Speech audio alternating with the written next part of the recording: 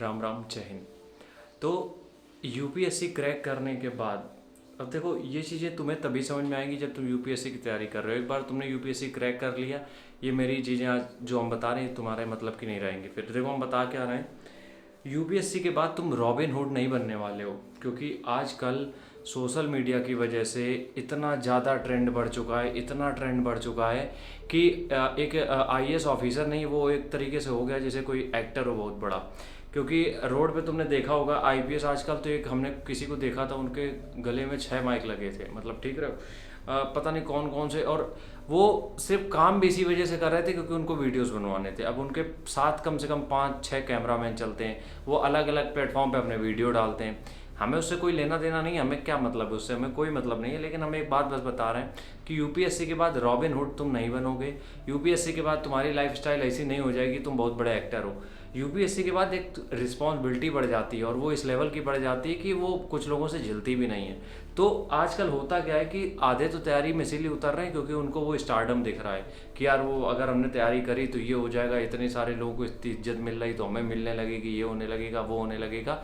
आधे तैयारी ही इसीलिए कर रहे हैं। तो मेरे बस कहने का, समझाने का मतलब बस इतना है कि ऐसा ना हो कि तुम एक बार यूपीएससी क्रैक भी कर लो, अपने 3 साल इतनी गजब की तुम तैयारी करने के बाद, उस एग्ज़ाम में बैठने के बाद, उसमें पीडीएफ में नाम आने के बाद भी तुम उस ऑफिस के अंदर वो बैठ के अगर तुम ये सोचो कि यार ये तो हमें नहीं करना था, ये इतना लोड हम नहीं झेल पाएंगे, ऐसा ना हो तुम्हारे साथ। क्योंकि लोगों के साथ ये हुआ है एक्चुअली, उनसे जो वो प्रेशर था वो हैंडल नहीं कर पाए। क्योंकि यार यूपीएससी के बाद बहुत बड़ी जिम्मेदारी आती है भैया।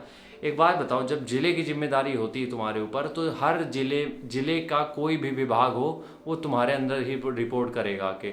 वो तो क्योंकि एक तरीके से कहा जाए ना, तो एक जो जिला है उसके ऊपर सबसे ऊपर तुम बैठे हो, ठीक है। तो उसमें ज़िले में जो भी विभाग होंगे, जो भी ज़िले में एक्टिविटी होंगी, वो सारी चीज़ें तुम्हें रिपोर्ट करी जाएंगी, ठीक है। तो हर एक विभाग को संभालना, हर एक सेक्टर को देखना, और फिर अगर कोई बड़ा कांड हो गया इलाके में तो उसको भी झेलना।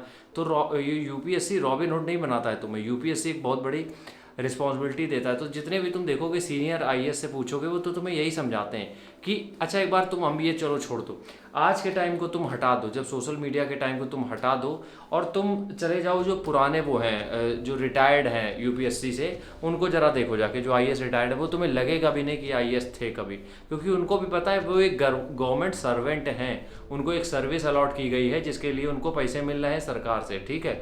उनको कोई बहुत बड़ा वो नहीं मिल गया है कि वो एक बहुत बड़े रॉबिन हुड एक्टर बन गए। लेकिन आजकल क्या हो रहा है, सोशल मीडिया के चक्कर में ये जो यूपीएससी करने के बाद पहुंचते हैं, ये सब बन गए सुपरस्टार, ये सब अपने आप को समझने लगे रॉबिन हुड, जिसमें कि कुछ ही लोग हैं 2-4%, बाकी जो सीरियस तरीके से गए उनको अपनी रिस्पॉन्सिबिलिटी पता है।